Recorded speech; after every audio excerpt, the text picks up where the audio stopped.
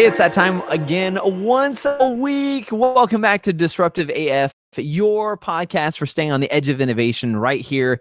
I have myself, Trigger Jordan, and Dan, the man, here as your host to your favorite podcast. Dan, say hello.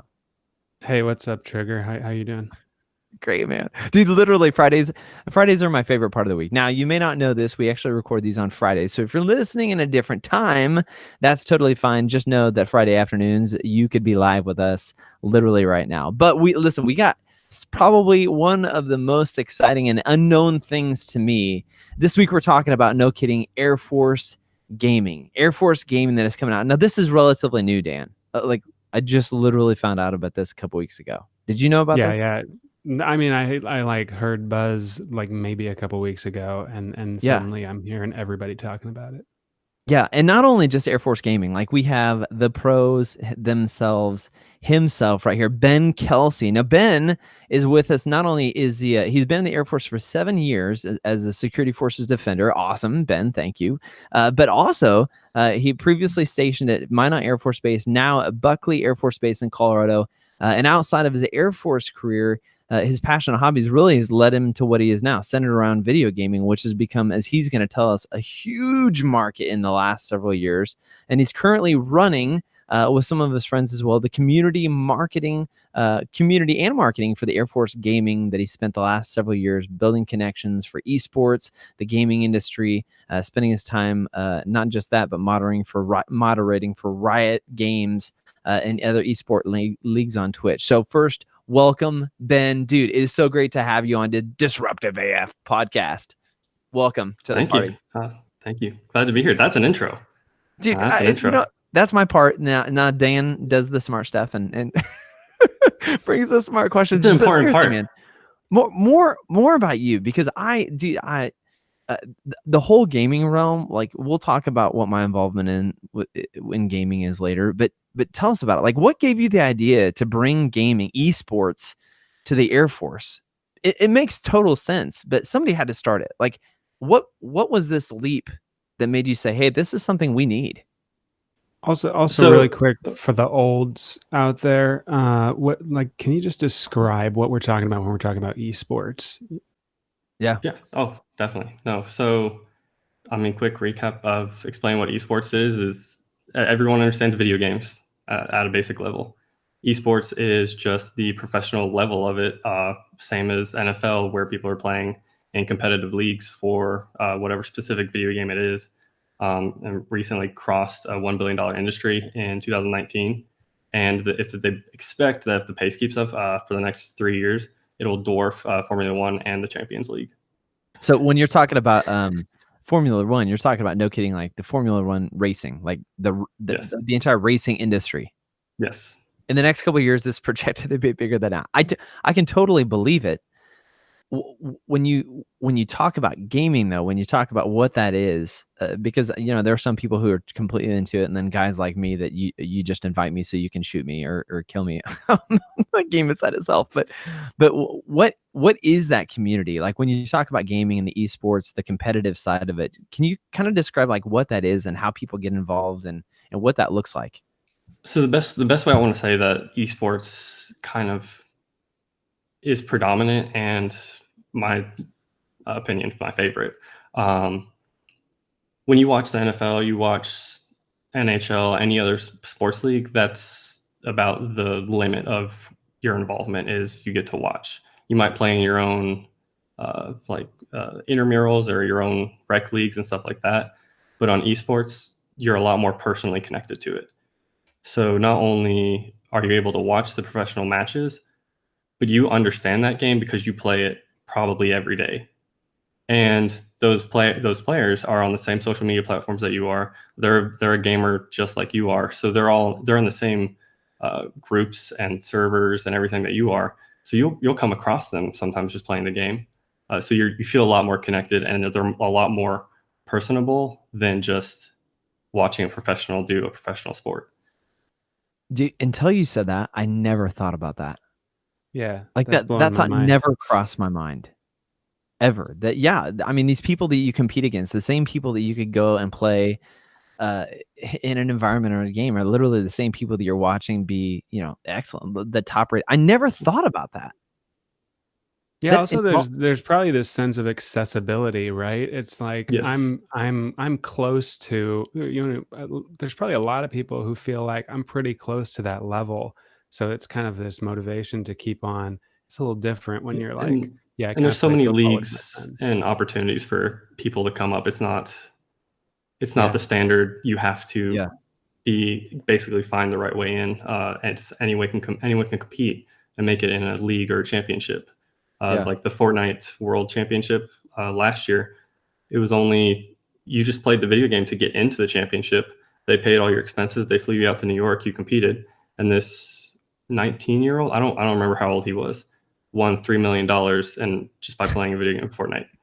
Dude, it was, Wow. I thought the article was a joke, and then I found out, no kidding, he legitimately won $3 million. And I imagine, you know, his parent.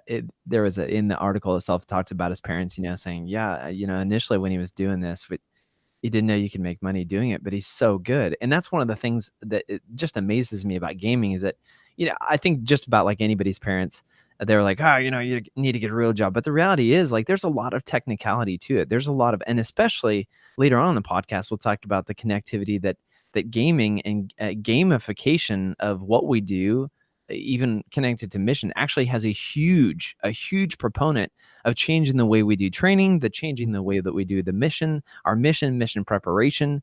There's a lot that it gets to it. But real quick, I want to take a step back. And Dan, you know, I don't want to hog the mic. You have so many great questions, so jump in at any point. But I want to take a step back real quick as far as the complexity of gaming, because if people aren't gaming, they think, oh, you're just playing a video game. But there's a lot more mentally, a lot more like physically, the calculations you're having to make, calculations you're having to think, steps you're having to think through in gaming. It's like a chess match on roids that is constantly changing.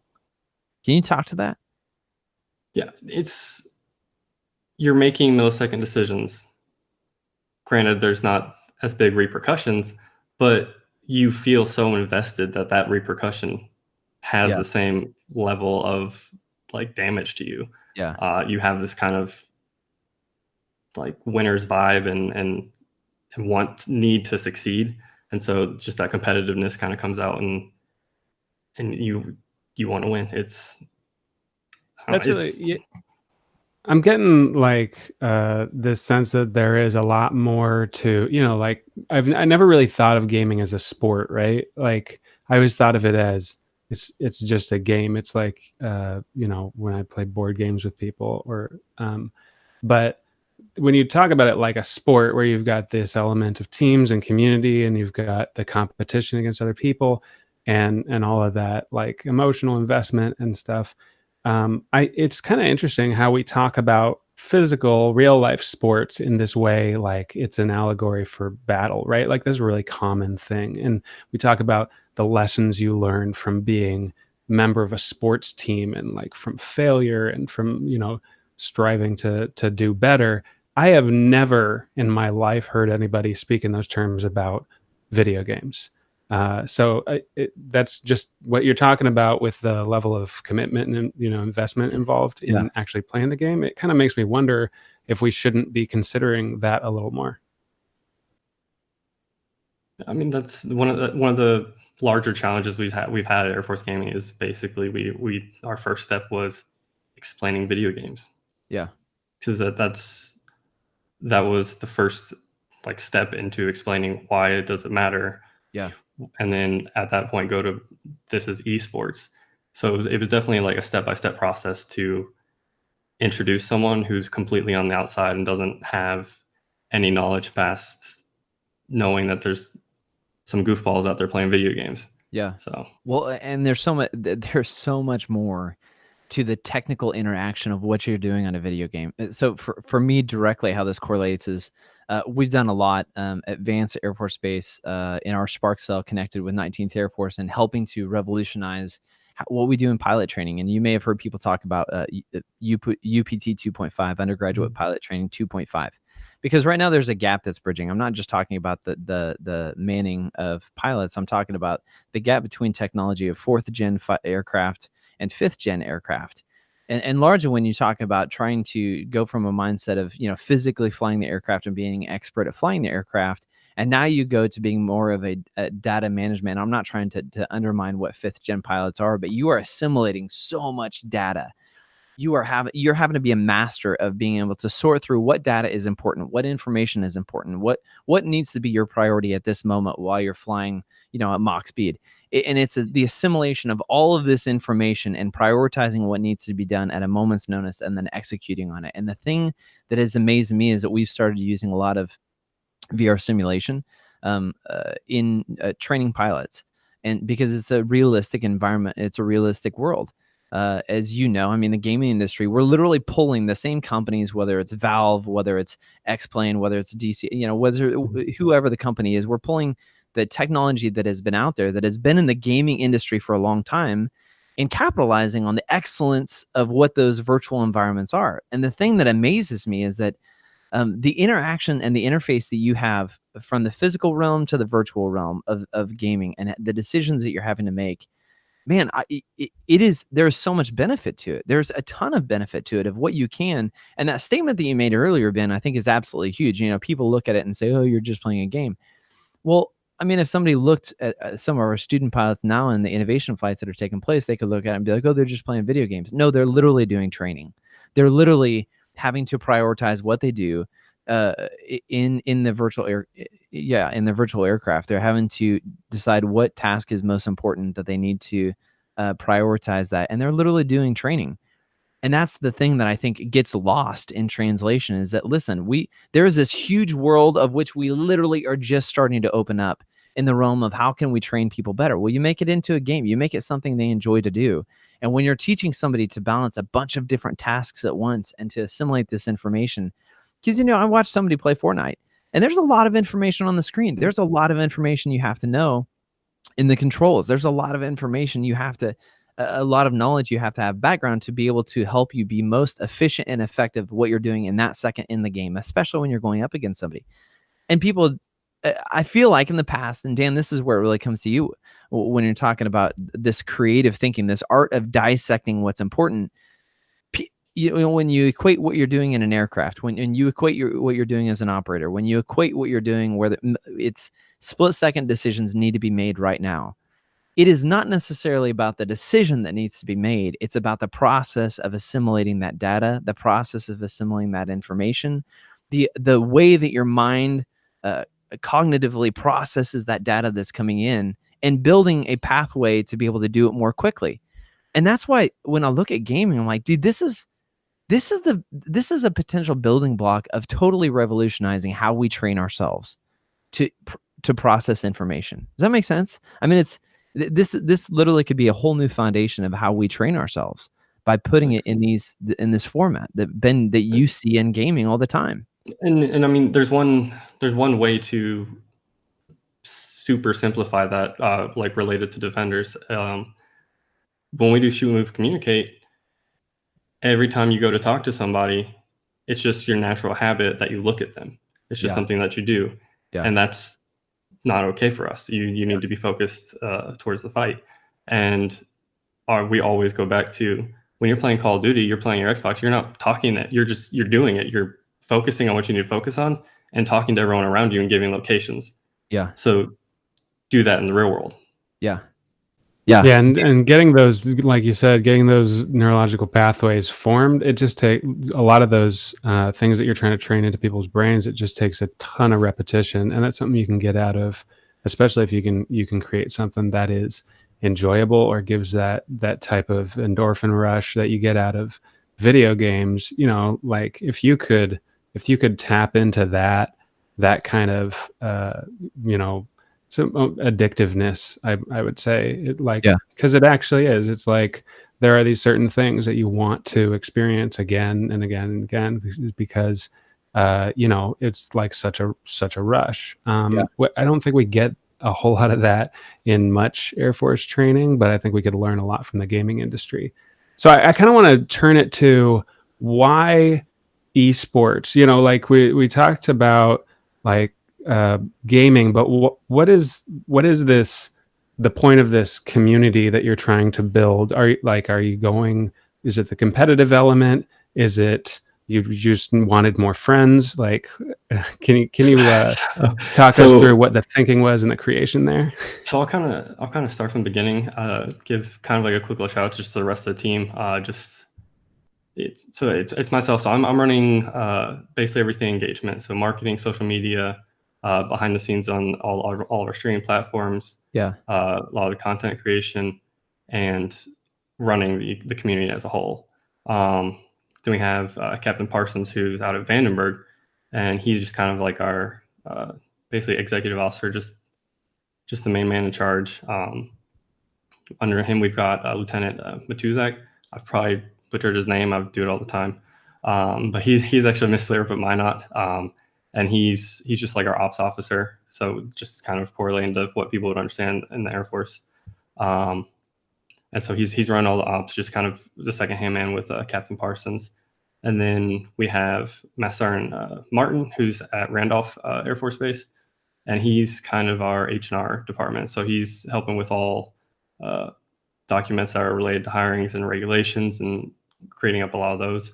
Then we have Tech Sergeant, this name, I've apologized to him already, but Matthew Reichart, he's out of Osan, and he's our technology guy. So he's been developing our website. He just finished developing our automatic verification system to get into our Discord, because our Discord is completely verified. And then Staff Sergeant Berkska out at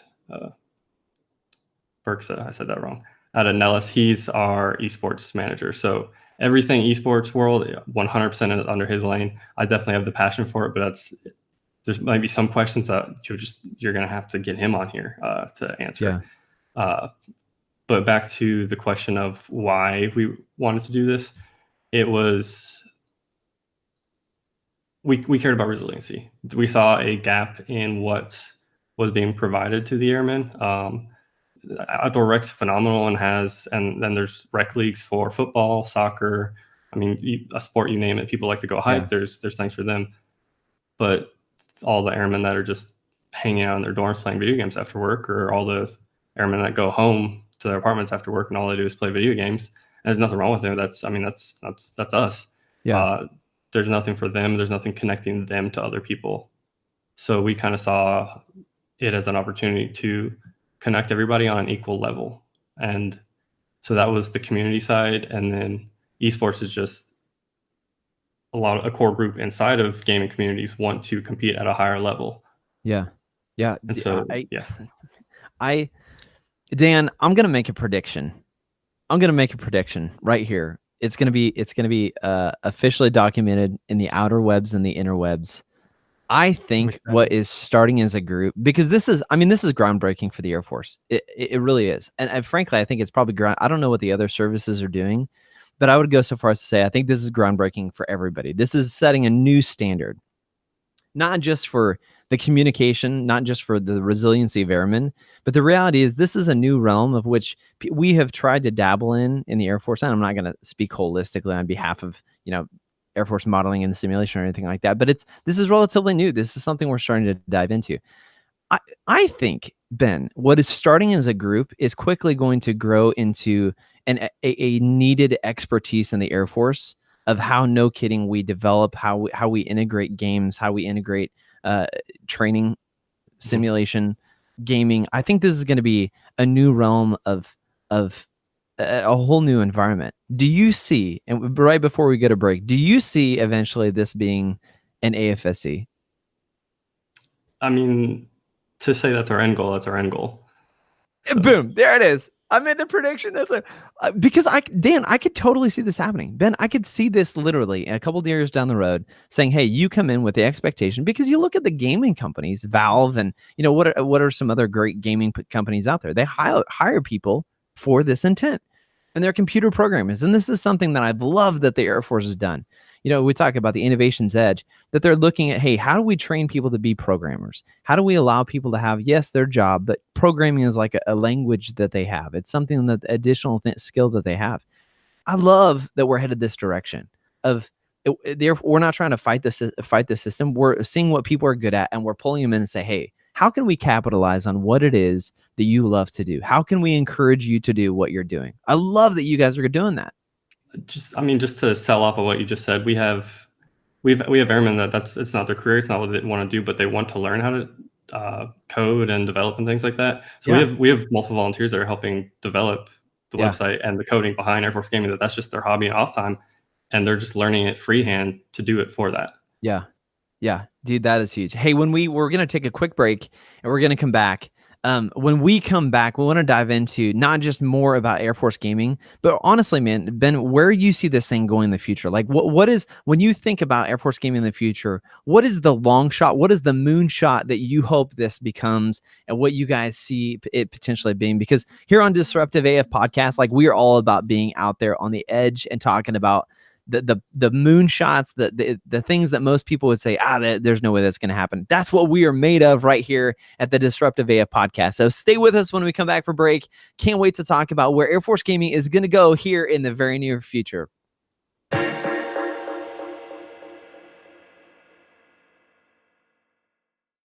Airmen Powered by Innovation runs an idea sharing and problem curation platform to help organizations run campaigns and solve challenges regarding their mission. Explore topics like the Vice Chief's challenge saving airman time and COVID-19 teleworking best practices to get involved. Create an account or learn more at us.af.ideascalegov.com.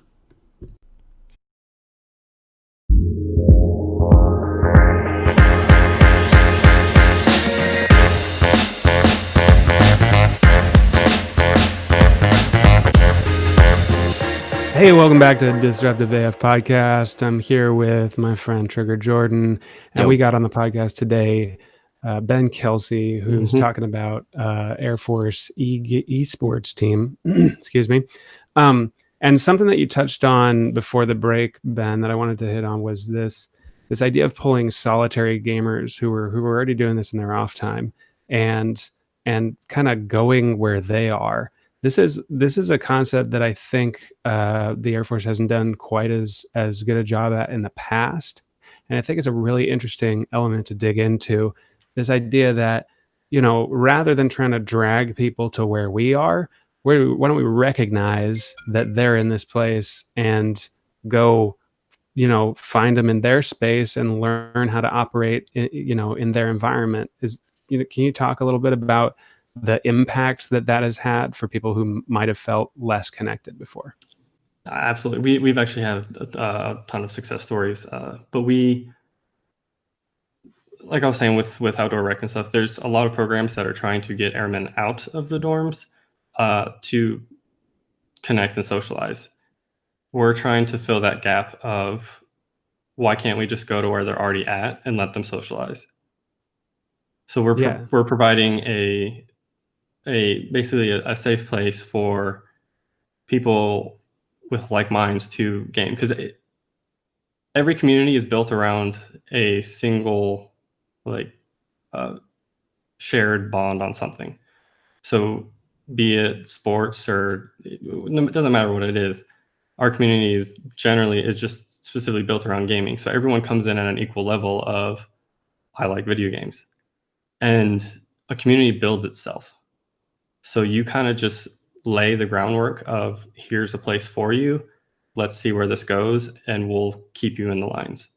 And so and the resiliency aspect, I think, is critical here, because you're talking about, an activity that a lot of people, maybe when they're going through something difficult, they're going to tend to retreat back to those solitary activities. So I think it's a really kind of fascinating and innovative route to actually kind of fool those people into getting connected to other people, which is a key component of addressing this issue that we have with resiliency.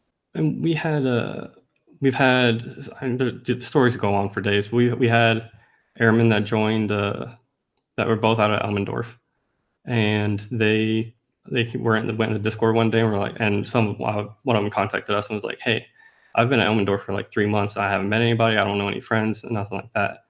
I met someone through the Discord, and now we go out and hang out.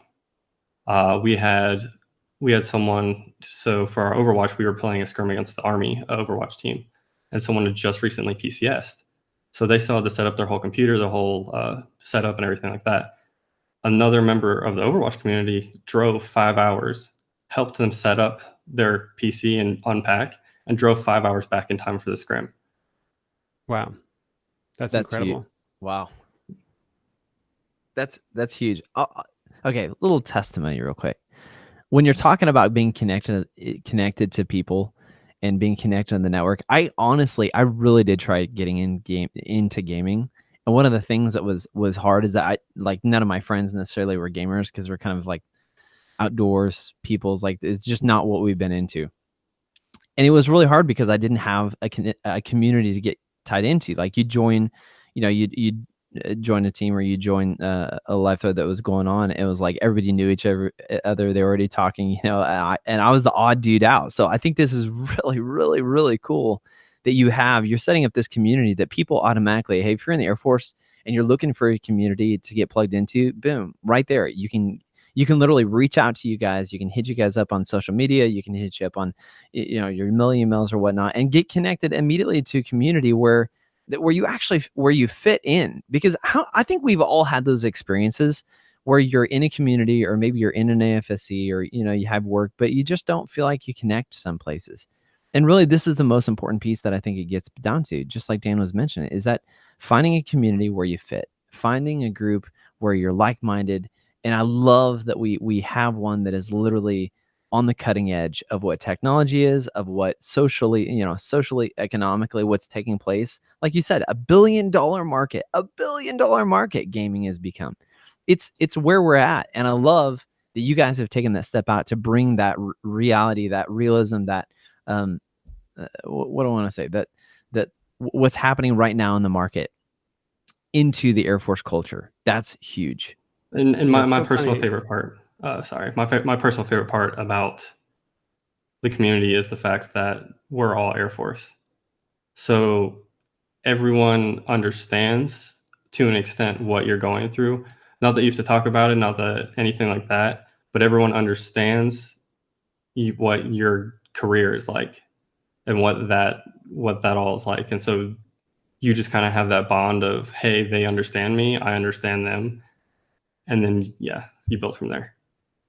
Yeah, I was just like, when Trigger was talking about that, like how big this already is. Like, I've been playing PC games starting when I was 14, right? And I think about it now, there are probably hundreds of thousands of people in the Air Force already, like, that are already gaming, right, regularly. I would guess, considering the percentage of the Air Force that is millennial and younger. And if you think about it, like, there are all of these hundreds of thousands of people who are over in this other place, and this whole time they're like over in this building over here, and we've been over here talking, like, how do we reach these people? I just don't know. Nobody ever bothered to walk into the building where they were all hanging out. I just think it's really fascinating that it took this long for us to even get started on this idea. Yeah, and I mean, we've barely touched the surface. We're just at about 5,000 members across our Facebook and our Discord that are all Total Force Airmen. And that's basically all just been word of mouth, because there hasn't been anything too big just from where we're working at. But it's that big of a community based off of word of mouth. It's the potential is huge. Yeah. So for people who aren't getting that word of mouth, how can people who are just hearing about it, how can they get connected? Because I've had people who I was talking about it, and they were like, "Yeah, how do I get my airmen involved?" And I was like, I don't actually know how you get in. So you can find links to all our social medias on airforcegaming.com. We're Air Force Gaming across the board. It's Air Force GG on Facebook, and you can message pretty much any of those pages, and we'll respond to you. Email our team inbox, which is contact@afg.team, and anything can get you in. The verification system is fully automated at this point, so if you're trying to join our Discord, you can just quickly send an email and you're in. So nice. Nice. We'll make sure that it gets in the not only in the description of, if you're watching this on YouTube, if you're watching the video, or if you're on wherever podcasts are hosted, we'll make sure this is in the comment section or the description section, so you can just click the link. You can also go to for this episode specifically, you can go to social media on AFWERX, anywhere that AFWERX is, and this YouTube page. We'll make sure that the link specifically to get to you guys is here, and then we'll be broadcasting that for sure. And then I'm sure, not speaking for Jordan, but I'm sure AFWERX is going to be pushing that out as well, because this is really exciting. And one of the things that you mentioned that I just want to expand on real quick is that, when you talk about the innovation environment, you talk about an environment that is collaborative, an environment that isn't an austere place where you have to have a certain level, a certain rank or a certain mentality or a certain background. Like that's what I love about innovation, is that innovation is no respecter of person or rank or idea. Like, it's just the best idea wins, and people get to come in and they get to be themselves for who they are. They get to be a human and they get to share an idea. That's what I love about innovation. And that's what I love about the gaming, is that, man, this is the leveler of any background, of any career field, of anything. Like, you get to be you get to hop on, you get to bring your skills to what you bring. And it's just a leveling field. And I love that, because I think there's a lot of people looking for that. When you look just at the environment of what gaming is, and you look at the Air Force, there's people who just want to be a person. I don't want to be associated to a rank. I don't want to be associated to a job. I just want to be me. And you guys offer that. And that is so awesome. Yeah, it's everyone's on equal ground. We're not worried about any rank. There's nothing to worry about. It's a community for people to enjoy video games together, and that's the gist of it. Yeah. Another angle of the stand-up of this thing is the idea of entrepreneurship, which I think is really interesting. We've talked to a couple of people who just had great ideas, and they kind of took the initiative on it. Can you talk about like the experience of that, and maybe did you question yourself a little bit? Like, are we even allowed to be creating a community like this? Because I know a lot of people would second guess themselves. Like, I don't know if I can create the Air Force's official esports team. That seems, that's a bold play, right? Yeah. So just to clear it up, just because we're still working through things, but we're working with services to help develop a U.S. Air Force esports team, which will go to competitions as Air Force esports, and then we'll be a separate thing as Air Force gaming, and we'll just help with training and coaching and things like that. So we'll be basically the behind the scenes and fundamentals for Air Force esports, but that's fully under services, and we're still working through to hopefully get to that point at some point. So what you did is you recognized this potential, right? You saw something that could be bigger, and you just presented what you can control, right? You were like, hey, well, I can build this thing and show them what it could be, right? Yeah, and I think the biggest thing about anything is your passion. It's passion and initiative, and that's what we love with everything in our community. Like, it's taking initiative and being passionate about it. Because with those two things, you're going to go out there and make it happen. You're going to find someone to help you make it. You're going to find people who are like-minded that want to help you succeed. So I think those are the two cores to anything. Yeah. Dan, you know what I'm going to say next. You know where I'm going to go with this. I have no idea. You have no idea. I say it. I feel like I say it every single week. I'm kidding. You're exactly what you're literally. So Ben, you weren't with us last week, but this comes up almost every single week. This is a common point. If there's one thing in my life that I will continue to stress to everybody, is that if you take the time to connect a person to their passion for a purpose, you will create fulfillment in their life. And I know there's going to be people who are watching this are like, how are you going to create fulfillment in somebody's life from playing a game? I'll tell you why. Is because they're passionate about it. They're passionate about connecting to the environment.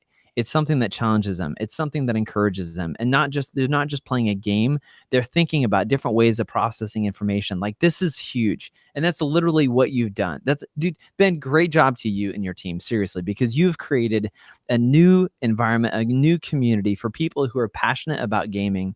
And it is going to pay dividends, not just in the innovation environment, but it's going to pay dividends in the Air Force as a whole, to have people who think in this mindset. Like, Dude, I wish I was more of a gamer to just be a bro in your guys' network. I'm gonna have to find something that I can play. I mean, you can join and people will help you get better. So you guys have like a Tetris team.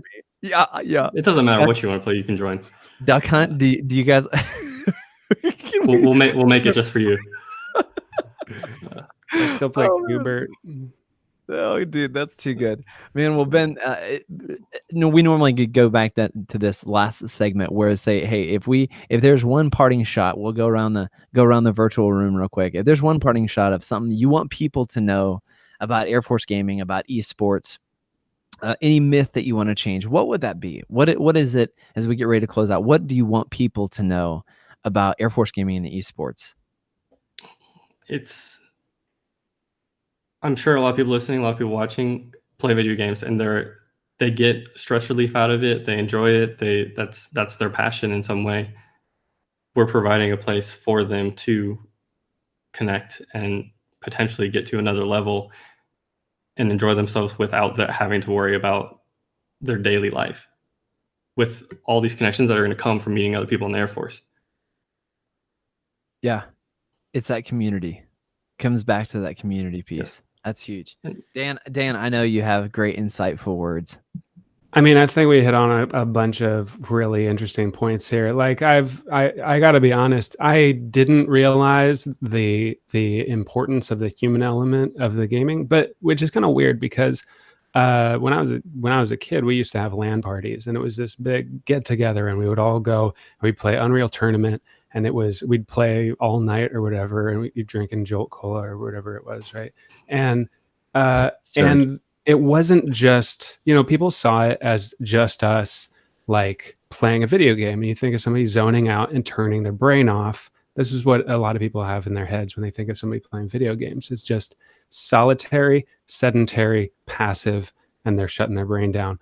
But when you do that with other people, it opens up this whole other dimension of it, which is that social, is that community dimension.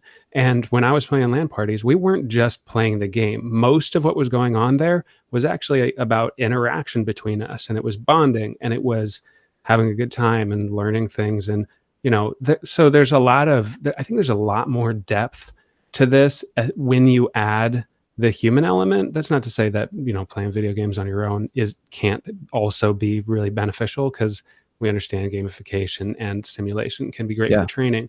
Yeah. But the esports thing, like what's really struck me in this episode, and the stuff that Ben's been sharing with us is that when you make it an esports community, it's not just about the games. It's about the people. It's about that resiliency element, and it has such potential to grab people who are stuck in that sedentary, solitary space and pull them into a community where they can connect with people. And that is just so powerful.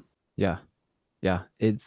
There is unknown goodness to this. My mind goes wild when I think about the gaming community, when I think about the importance of having these people who understand not only how to play the game, but the intricacies of the strategy of how to play the game, assimilating the information. My mind goes to kind of everything we talked about with the evolution of what pilot training is, and the huge dividends this is going to pay. And I would go so far as to say, I honestly think that the mentality of incorporating gaming, not just from the resiliency side of it, but from the technical, from the cognitive, from the neural calculations that are taking place, of no kidding, looking at the complexities of what gaming is. If we can harness and look at that as an advantage and look at that as an asset, there will be revolution that takes place in what the Air Force is going to be over the next several years, of the years to come, as long as we're able to look at it and see it for the goodness and the gold that it is, because there is so much to it, because everything flows and operates through this environment and the complexity of what the environment is. I mean, I couldn't be more excited for what you guys have launched into, Ben, for you and your team. And thank you for doing it, because seriously, one of the things about innovation, one of the things about the whole Disruptive AF podcast is encouraging people of just get started. Like, I don't care how many people have told you no. I don't care how many people have said, oh, it's a terrible idea. Half my life is, and Dan, I'm sure you're in the same boat. Half of my life has been told, oh, you just don't fit here. You're right. We don't. There are makers, and they're Air Force makers, they're shakers, they're doers. And that's what Disruptive AF podcast is all about. Encouraging people to step out of their bounds, to say, yes, we can do it. Just absolutely get started, get moving, because innovation is not, it's not a destination. It's a lifestyle. It's a process. It's a mentality. So congratulations to you and your team.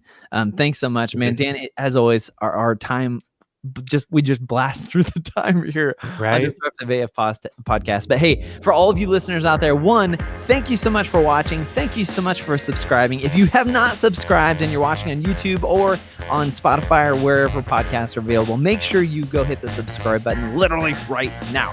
If you're on YouTube, go over there. You'll see the little logo. Make sure you hit subscribe and hit the bell to get notifications of when we do drop new great innovation content to you.